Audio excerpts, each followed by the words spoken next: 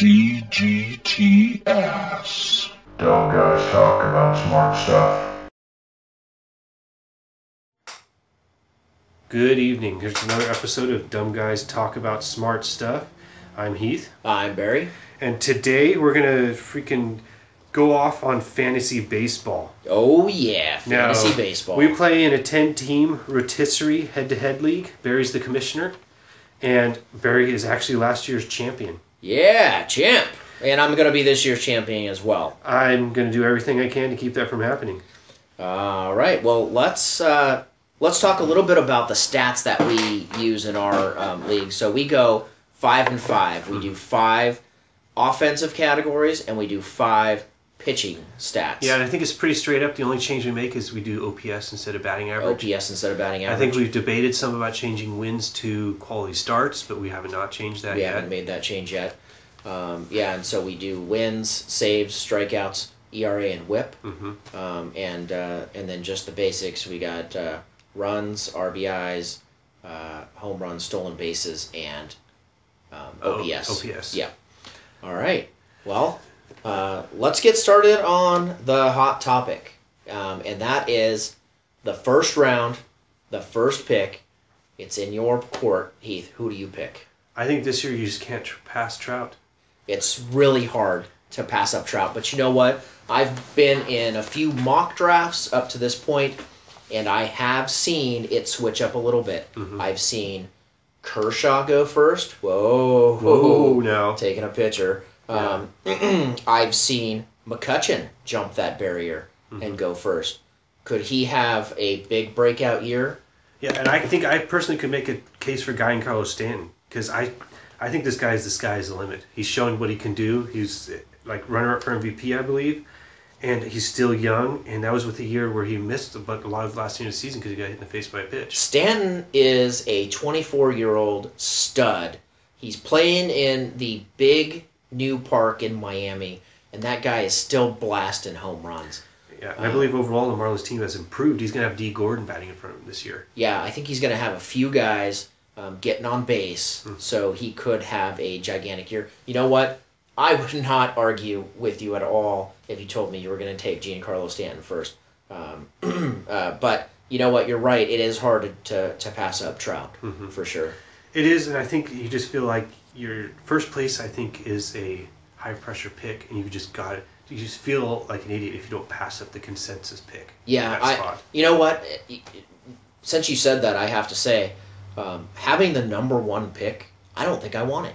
No. I don't want Trout. I don't want to have that pressure, and I don't want to be in that position because, honestly, I prefer to be towards the back end of the draft because then I can pick up 2 picks, one after another, or with limited number of picks in between me. Yeah, and honestly, I feel like, I would be totally stoked to say 5th, 6th pick and Giancarlo Stanton falls to me. Oh, yeah, exactly. I would be... or McCutchen or someone like that falls to me at that place. I don't think McCutchen's going to go much later than 2nd or 3rd. I've seen a lot of... like I said, I've been in a lot of mock drafts, and it's been very common to be 1, 2, 3... Trout, McCutchen, Kershaw, or any combination thereof, but mostly it's been in that order. Yeah, and I'm looking at a mock draft I just did, and it's Trout, Stanton, Kershaw, McCutchen. Oh, wow, Stanton went that high. Yeah, it went 2nd. I did not see Stanton break the 5 pick. Yeah, and I mean, he's someone I'm definitely high on because I think you've seen him lead the league in home runs, and I don't think you've seen the peak yet. Right. I'm huge on Stanton, but let's not talk about who we're both huge on. Let's talk about maybe something that we don't agree on here in the first round. And I was going to drop this on you. I have a surprise first pick. He's not been going in the first round. Not first pick, but first round pick. He hasn't been going in the first round, but I think I would take him in the first round if it was late, and that's Altuve. That's very interesting. And so we're talking like now if you got to pick towards the end of the first round, right? I'm thinking 8, 9, somewhere around that, where I could even pick up maybe Altuve and someone else right after that, maybe 2 picks later.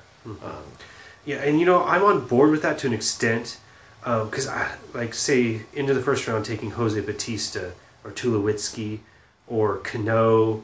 Those are kind of into the first round, second round type guys, or Jose Bautista. I'm not that high on those guys. Yeah. I see Altuve's young.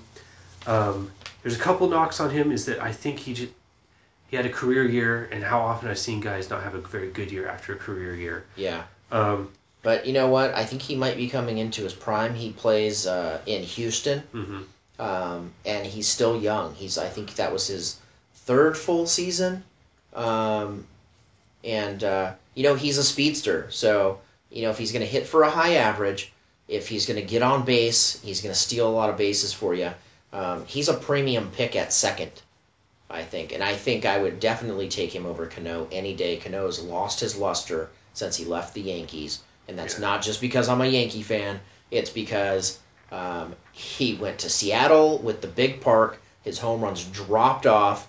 He just doesn't have the luster he used to have. Well, I'm a Giants fan, so I'm not bitter about him leaving the Yankees, but I'm still not high on him because I just think it's a poor choice to go to Seattle. Absolutely. Even, say, Nelson Cruz is going to be batting behind him this year, and you could say that could boost his runs scored and the amount of time and him getting better pitches. But I just see Seattle as a place where hitters go to die. Well, I think Cruz was made a bad decision to go there as well. Even though he's going to be hitting behind Cano, he's not going to have 50 home runs like he had a couple years ago. Yeah. So I think he had 40 last year, and so the place. This is where I think I disagree. I just did a mock draft, and I had the 8th pick, and I took Jose Abreu with that pick. I definitely disagree there. I think Jose Abreu is a huge risk for the first round. I know he's been going in the first round. He's been going 6, 7, 8. I even saw him going before Cabrera, and this is before Cabrera had the injury concerns. So I don't think Abreu is a smart choice for the first round at all. Even late, I question it late, even though you get back-to-back picks. Because he had a breakout rookie year. He's coming into his sophomore year. That means sophomore slump. We're not going to see the same type of numbers that we saw from him last year. All right. Now let me make my case for Abreu. Because I initially dismissed him for the same things because of the sophomore slump and how often that does happen. But then I saw his month-to-month breakdown, and his average is actually very high the last couple months of the year. And also I researched, and it does seem like about every generation there is that Hall of Fame player, and he does not have that sophomore slump. And so it's basically, do you have that gut feeling that Jose Abreu is that player? And or are you just willing to take that risk, right? Do you enjoy taking that risk? And the way I feel about it is like I think there's only like 4 or 5 players that hit over 35 home runs, and he was one of them. Yeah. And home runs are so low in the majors right now, and he's a big guy that fits that bill of a power hitter. But also, when I evaluate a power hitter, and you see average and you see doubles too, it means he's not a fly ball all or nothing hitter. And he's not a fly ball hitter that's either a warning track fly out or a home run. He's hitting hard line drives. Yeah. You make a good point. And you're 100% correct. If you're going to take him, you're taking a risk on him. Because, you mentioned his batting average in the second half of last season. You're right. It was good. But his home runs, he hit 7. 7 home runs in the second half. So he had a couple of really big months in the first half. He had 10 home runs in 2 months in the first half. And that's where a lot of his power numbers came from. So his OPS is going to go down this year. He's not going to have the 950 that he had last year, or 960. He was up there. He was up towards the top. Also, his batting average on balls in play was really high, unusually high for a big power hitter, a guy that doesn't have speed, a guy that doesn't get infield singles. So his batting average is going to go down. Here's my prediction for Abreu next year, or this year coming up. He is going to be a 270 hitter, and he's probably going to hit 20 to 25 home runs. He's not a first-round pick. The way I view him, because I think that's extremely low, because I think his power numbers in themselves, I think he's an easy 30 home runs. And I think with how low home runs are, with the guy that led the American League going to Seattle, like we just talked about, they could potentially be lower this year. And I think a guy, because say, for example, in this mock draft, Paul Goldschmidt went the pick before me, and I thought maybe he would fall to me, and I'd rather have Paul Goldschmidt. Absolutely. Because he's at a better ballpark. He's at a home run hitting ballpark. He's got Trumbo in that lineup. He's got some other good guys in that lineup. I think all around he's probably he's a more seasoned hitter. Yeah, he steals some bases too. But where I'm at, because where my choices were like Adam Jones, Anthony Rizzo, Edwin Encarnacion, Jose Bautista, Troy Tulowitzki, I would, out of that group, I would pick Abreu. Now let me ask you a question in this mock draft. Who was your second pick? Second pick, Felix Hernandez. Oh, well, you know what? For a 1-2 pick, that's actually not too bad. Yeah. But again, I think Abreu, when you went for a big bat first, and Abreu was a risky big bat because he might turn out to be the equivalent of what you're going to get in the 4th round rather than a number 1 guy like Giancarlo Stanton is not going to fall to 8. And I'm surprised Goldschmidt went as deep as he did there. Went 7th. I've been seeing him go 4. I've been seeing him go 5. I haven't seen him drop that much farther. Well, somebody picked Carlos Gomez over him. Wow, that guy made a big mistake. Yeah. And I'm not low on Carlos Gomez, but I'm really high on Goldschmidt. And I would have, honestly, if I had the 8th pick and I had a choice between Carlos Gomez and Jose Abreu, I'd have such a hard time with that pick because both those guys, I think they're good players, but it's hard to say that it was your first round pick. Yeah, I agree with that. And you know what? The game isn't necessarily over in the first round. I think the story is really told towards the middle rounds and what you do. And I feel like I kind of tore it up from that point on. You know, and we haven't touched on this yet, but I know we've talked about it off air. There's a pretty deep pool this year. There is. Especially a 10-team league like ours. There's going to be a lot to choose from. There's going to be some powerhouse-looking teams. And a lot of people are going to walk away from that draft feeling like they're the team. Yes, and I think I've expressed it to you before, but I've had a couple of mock drafts where my last pick, one was Matt Cain, another one was Josh Hamilton. And I think for the last pick, a guy's just going to sit on your bench and you have a shot of just holding on to him, maybe he'll turn into something good. Like, those are good guys to get as your last pick. Absolutely, the draft. Yeah. So super deep draft. So I think the middle sections are really going to make a difference here on who gets the strong team. Yeah. One question I want to throw out to you, and I think we have differing opinions on how to do this. It's where do you draft the pitchers? Where do you go? Do you, if you have the pick, do you take Kershaw in the first round? This year I'd say no because of the depth of pitching. Because I'm kind of big on depth at a position. And this year, I think there's not necessarily a position that's super weak, but its overall hitting is super weak. Yeah. And I think if you pass up, because we're talking about, if you take Kershaw first, your second round, your best hitter is going to be like Encarnacion, Bautista, Tulowitzki, Rendon, Cano. Yeah. That's going to be your best hitter on your team. Right. And those guys are, Cano was like 9 home runs last year. Yeah, I think. 14 home runs. 14, last time. Yeah. And no stolen bases, so it's like you're not getting anything in those stats. Yeah. With your best hitter. Yeah, I mean, to be honest, my first hitter that I pick up, I want him to be a big heavy bat. I want him to be that home run guy that hits me 2 home runs a week, or something along those lines. I want him to be that guy that leads the league in home runs or is 30-30. Yeah, right. There's not a lot of 30-30 guys out there. Yeah, so that's why Trout and McCutchen are so valuable. And Gomez. Yeah, with Kershaw, to your point there, with Kershaw going the 3rd pick and Felix Hernandez going in the 2nd round, I take Felix Hernandez all the way. When you can have a great hitter in the first round. When in the first round, I mean, where Kershaw's been going number 3, if I could have picked up Paul Goldschmidt, if I could have picked up Giancarlo Stanton, I would have taken them by far, and then left myself to King Felix in the 2nd round. Yes, and see, in this draft, my 3rd pick was Ian Desmond, which I think I took care of a position that's very weak in shortstop. And I got a 20-20 guy. That's not too bad. That's actually he's a good pick to get, but you picked him in the 3rd round. And what's interesting is I have Buster Posey in the 4th, so I feel like I got a better hitter in the 4th than I did in the 3rd. Interesting. Now, and it's interesting that you bring up 3rd and 4th rounds because you could pick up someone like Bumgarner as a bargain in the 3rd round, I think. Well, see, where I was, say Bumgarner's already gone. I was say it's a snaking, so I was at the end of the 3rd round. Right, yeah. And so I had just picked Felix. Bumgarner is gone.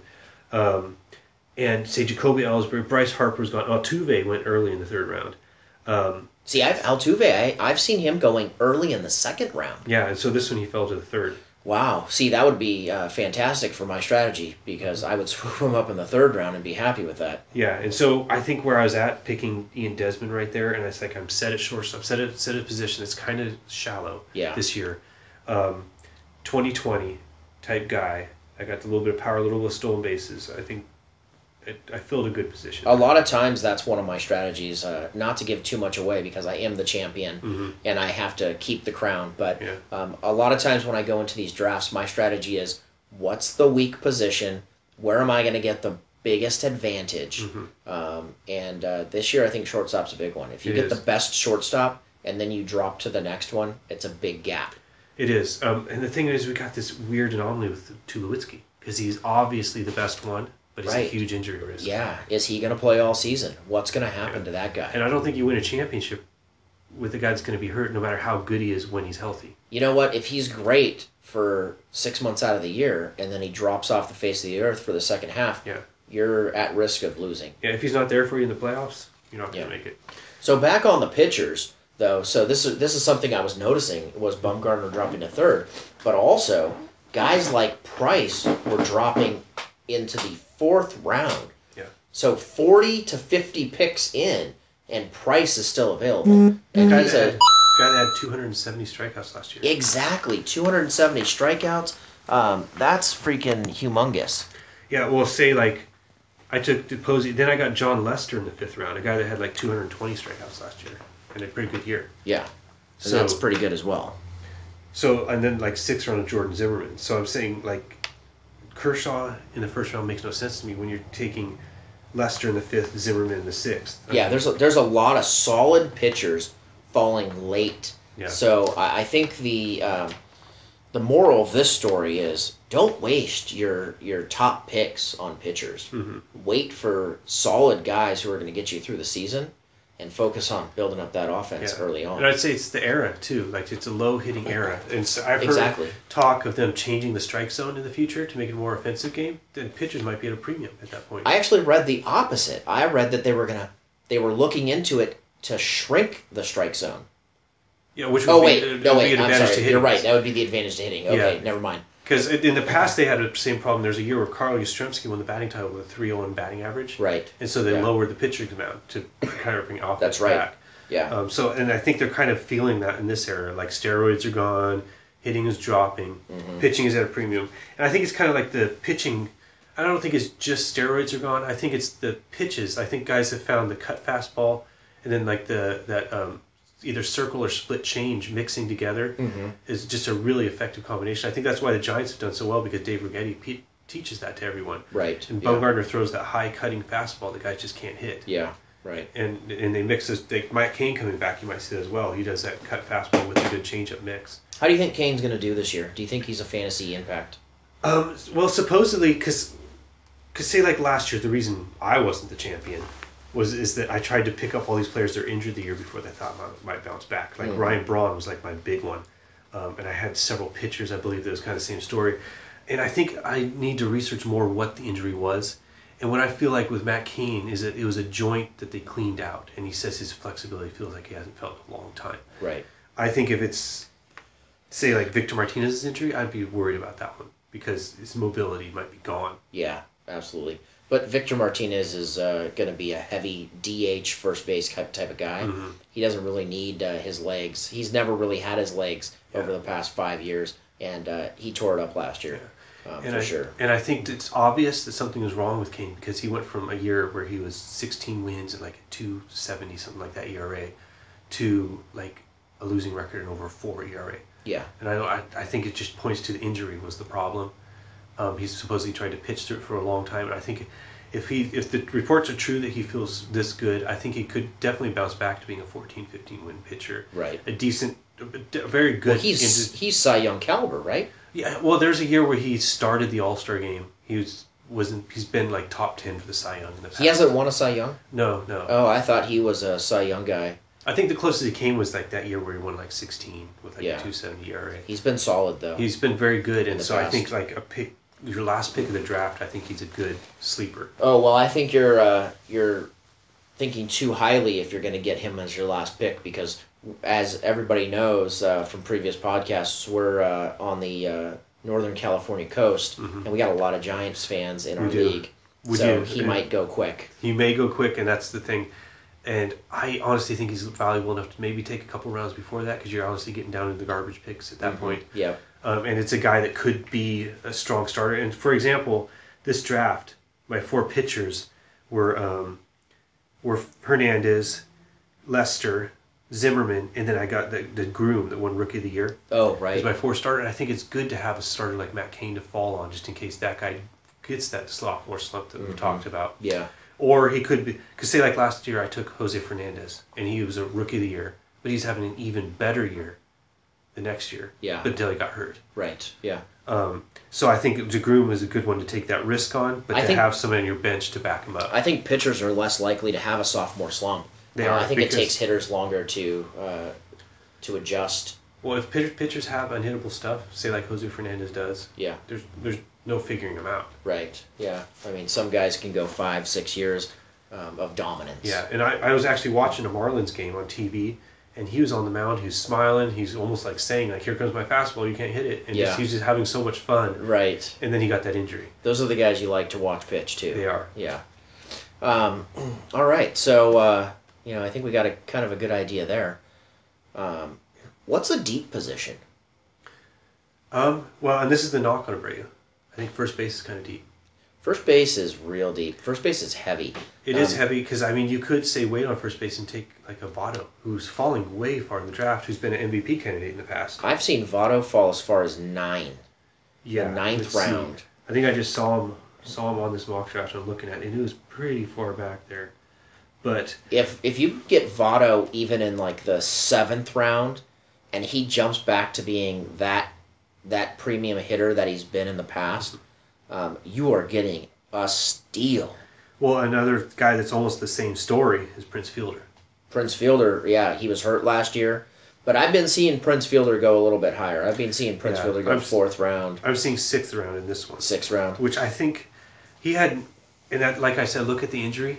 He had his neck fused, and that's a hit and miss surgery. I've heard, like I had a back injury myself, and they're saying that surgery it's like it might work, it might not. I think I've talked to you about Prince Fielder in the past, and actually you might even agree with me here. I don't think Prince Fielder is going to be very good for very much longer, if at all. How old is he? Is he 30 yet? I think he just turned 30, or maybe he's going on 31. His age, but it does seem like he's been around for a long time. Yeah, he's I think, he's a big guy, and it affects big guys, and I don't think he's going to be able to stay healthy and strong. One thing though is when I first heard that he's going to Texas, I really wanted him, but then he ended up getting hurt. Yeah, and I'm glad he didn't fall to me in the draft.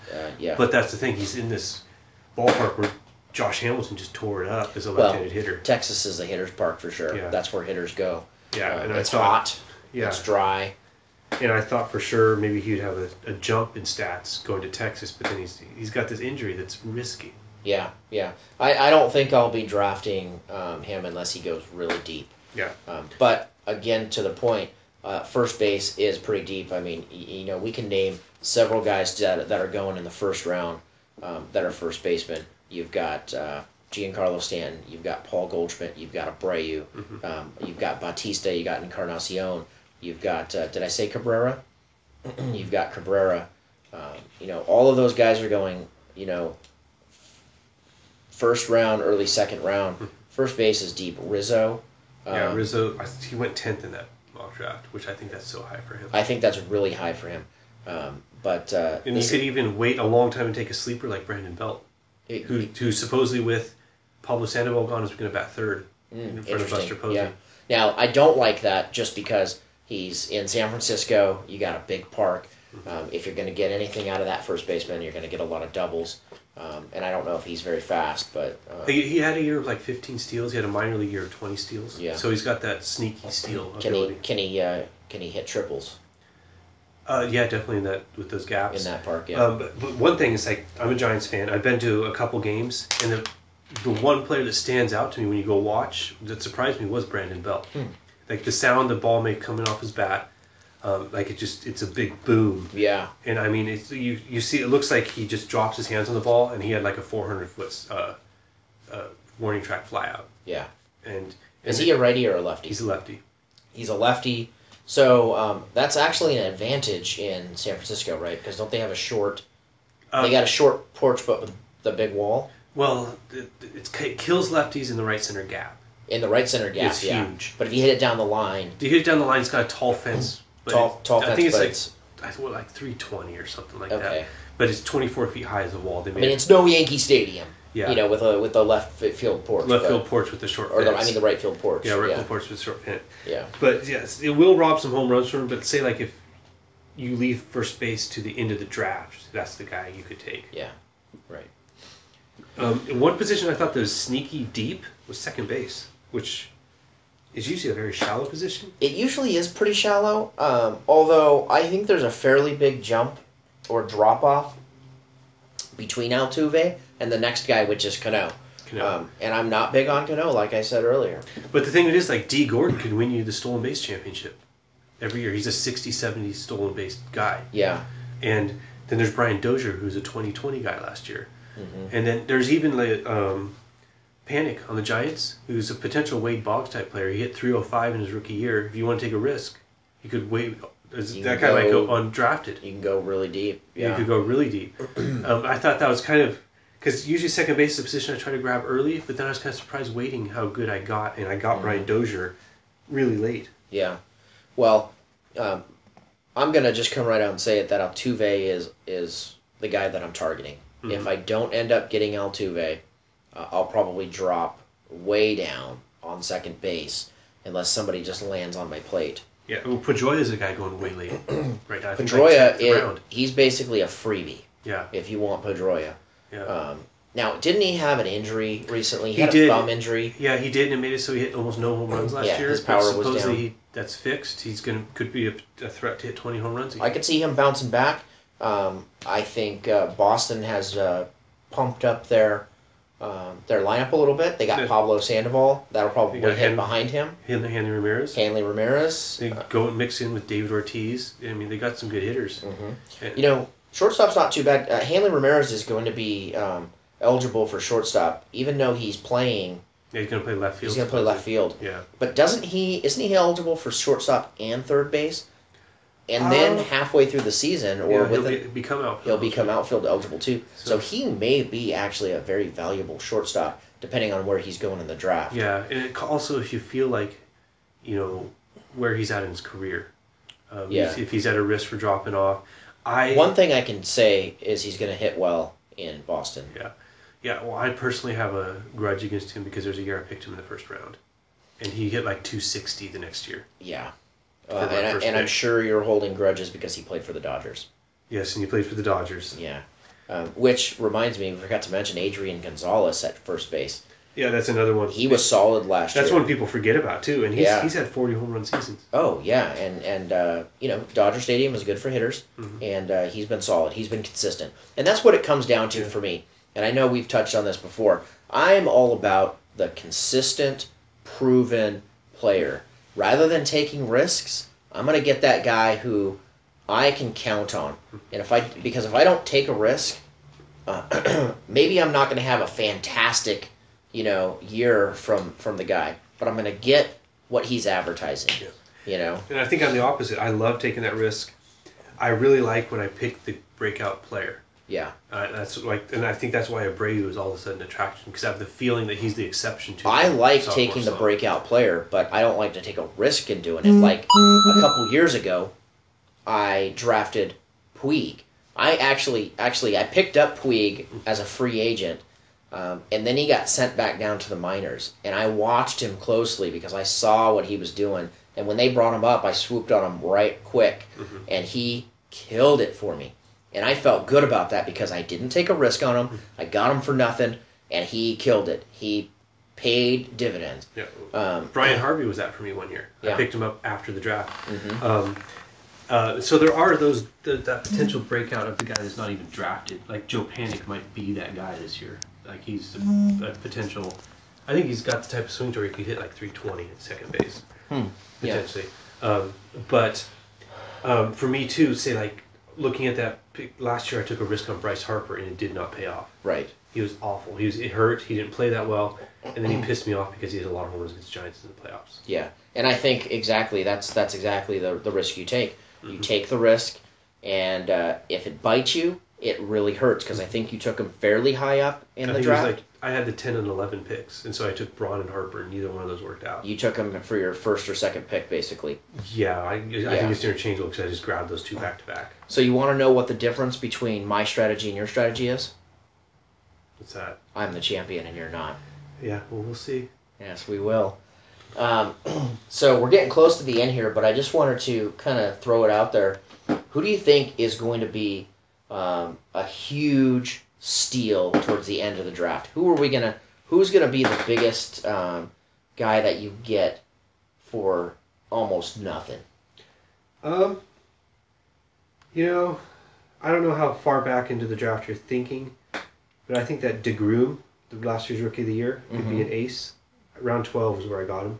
12th round. 12th round, and I think he's the type of guy to where he had more strikeouts than innings pitched. He's got dominating stuff. I think he could be an ace last year and be your fourth starter in our league. Yeah, wow. I always feel like having one of the top catchers is really important because there's only a handful of good catchers in the league. Now, Mesoraco had a pretty breakout year last year, and I happened to pick him up for nothing, and he paid dividends as well. But there's a couple of guys that are going really deep, like Molina for the Cardinals is going pretty deep. Yeah, I think his stats were low last year from injury, so that's why people are low on him. Yep. I don't think he's been super consistent in hitter because the beginning of his career he was all defense, no hitting, and then he kind of developed into more of a hitter. Yeah. And so I think people don't have that. They say that there's that risk factor. Yeah. That's a risk factor, but that's a risk I'm willing to take deep down in what, 7th round or something like that. Well, I think you're going into catchers. I think a really interesting pick because in this one I took Buster Posey 4th round, which I think that's not a bad deal. I think that's high. Yeah. In fact, I wrote it down here on my notes. In my drafts, he was going 7+. And particularly he's the one that I had down as my big steal. Interesting. Getting Posey late. But an interesting catcher late. Like here, 14th round, Evan Gattis. Oh. Well. Astros, first baseman potentially play this year, so he's not missing games like a catcher does. Right. He hit, I think it was like 26 or so home runs last year, and he's going to Astros. That's a good hitter's park. That's a really good hitter's park. He could be a 30-plus home run guy at catcher for you. And so he's going to Houston to play first base, but he's catcher eligible? He's catcher eligible. He played nothing but catcher last year, but supposedly the Astros are going to play him first base, left field. Just get him in the lineup. Okay, so you're right. He could be very valuable to put in that catcher slot, even though he's not playing in a catcher role, and he's going to be like having another first baseman or outfielder. Yeah. Yeah, that could be very valuable, for sure. Yeah, and here it is, this mock draft, 14th round. First pick in the 14th round. Yeah. I took Lucas Duda in the 14th round. I think that's a potential 30 home run guy way late. Duda was a guy that I picked up off the bench last year for nothing. And that's the thing with our league. It's pretty deep, so a guy like that you could get for free. So I think the deciding rounds are basically going to be like 1 through 6. Yeah. And then after that, it's probably going to be pretty free pickings for the. Well, a couple guys for me to throw out, but even though I don't like them because they left the Giants, is Michael Morse is going to go bat with Giancarlo Stanton. Oh. And Pablo Sandoval is going to go hit in Boston. Pablo Sandoval is a guy that I have my eyes on. Well, in this draft, I took Evan Longoria, and Pablo Sandoval went like 2 rounds later. And I think Pablo Sandoval is going to have a better year than Evan Longoria. I took Pablo Sandoval in one of mine because he did drop pretty deep. I'm not going to get a Beltre because Beltre is going in the 2nd round. I'm not going to get one of those big third basemen. I think Pablo in Boston could match Beltre. I think in Boston it's going to be. He chose a good place to go. Because I actually went to a Giants game, and he batting left-handed, he just crushes the ball into right center field, and that's 420 at the Giants ballpark. Yeah. And I was actually at a game where he hit that 420 sign. Really? And that's so far to hit a ball and not get a home run. Yeah. And I think in Boston, he's going to stuff that was pop-outs. It's our home runs for him. Yeah. Well, he's a lefty also, right? He's a switch hitter, but he hits better from the left-handed side. He hits better from the left-handed side, and he's going to hit more often from the left-handed side. Because of the dominant right-handed pitching. Then right-handed, he can bounce it off the big green monster. Well, that's what I was going to say. If he was going to be dominantly right-handed, batting right-handed, he's got that short porch that the wall that he can just ping, ping, ping, or hit it right over it. But still, Boston's a good hitter's park. Yeah. I think he's going to hit a lot of home runs, and his stats are going to be pretty good. Well, he's a very aggressive hitter, and he's going to be surrounded by like Hanley Ramirez, David Ortiz, Dustin Pedroia. He's going to get those pitches for him to be aggressive. Yeah. You mentioned him, David Ortiz. It seems like that guy keeps coming. Even though every year I think this guy's done. Yeah. He keeps coming to the show. What do you think? He is. Well, is he DH only eligible? So he could be a good value pick way late to be one of your DHs. Yeah. Because our league we have 2 DHs. Yeah, I think he's first base eligible basically. That's another one. Like maybe he'll fall way down there as your value first baseman. Yeah, maybe. Yeah, he'll be like one of your last picks, and he might be pretty solid. Although, I think he was a regular last year in a fantasy lineup all year. Yeah. So, although he might have been hurt a little while. Was he out for a little bit? Yeah, I don't know. I think he might have had a strained calf. Yeah, and to me, I have a hard time. I think I'm the opposite of you. I have a hard time taking the old players because it's always like they're going to hit that year where they hit the wall. Yeah. Well, he is a little bit older than what I like. I like a guy who's been consistent, and he's either in his prime or he's coming right out of his prime. Because even if he's in his prime, but his prime is solid, maybe not superstar, but it's solid, it's consistent. You know what you're getting. Rather than taking that chance on that guy like Abreu, who had a big year last year, but who could drop off the map this year. Or he could be the next 50 home run guy. And it's a roll of the dice there, I think. Well, I think it's if you enjoy the scouting reports, and if you enjoy like just the intangibles and that gut feeling of like, is this the guy that's going to break out? Yeah. Well, I tell you what, I like that stuff, and I looked at his stats. I just don't think he's the one. Interesting. Well, maybe I'll have him, maybe you won't. We'll see what happens. We will see what happens. Maybe we'll revisit this for our fans. Well, we definitely have to revisit this after the draft, and maybe throughout the season we'll just touch base, see where we're headed. Maybe just to piss you off, if I have the first pick, I'll take Altuve. Oh, that was my concern. I was giving you my strategy, but I don't think you'll do it. No, I won't. Gotta trust my gut. All right. Well, do you have anything else to add? I think we talked pretty long on this. I hope the other guys in our league don't hear this. I hope they don't. However, I'm just going to throw it out to Alex. He is our resident Brit who is joining the Fantasy Football League. And, fantasy baseball, wrong sport. Yeah. Not talking about football. Yes. Talking about baseball. All that he knows is football or soccer. Yeah. And he's going to take a risk on baseball and see what he can do in fantasy baseball. He's putting his money where his mouth is. He's talking up a game, and he's going to play in fantasy baseball. He knows nothing about it. So I'm encouraging him to listen to this podcast. He's going to learn something. Yeah. He's going to learn our strategy, but he's also going to learn a little bit about how to strategize in the draft. Yeah. So also, I'd like shout out to my little brother for trying. He's 14. Oh. And I think he's smart enough to maybe he'll walk away with the championship. Hey, we'll see. Maybe he'll be the big winner, or maybe he's just fresh meat for me to take his money. Who knows? We'll see this year. All right. So don't forget to subscribe on YouTube. Dumb Guys Talk About Smart Stuff. Yes, follow us because as you might see, we talk about Star Wars all nerdy, and then we talk about fantasy baseball. So we talk about everything. We talk about everything, and we want to hear what you want us to talk about. Comment, send us messages, whatever you got to do. Let us know because we're open to your suggestions. Yes, and if this seems low quality to you, we're going to continue to improve. We're going to continue to practice what we do and get better equipment, and we're going to eventually tear it up and dominate the world. Yeah, and we want to know what you think's working, what you think is not working, if you think our quality sucks, if you think we're just a couple of dumb guys, you're right, but let us know what you're thinking. Yes, and don't give up on us. Just skip to the next video. That's right. Keep watching. Yeah. So subscribe on YouTube. Follow us on Twitter at DGTASS Podcast. Like and subscribe on YouTube and watch our videos over and over. All right. That's it. Good evening.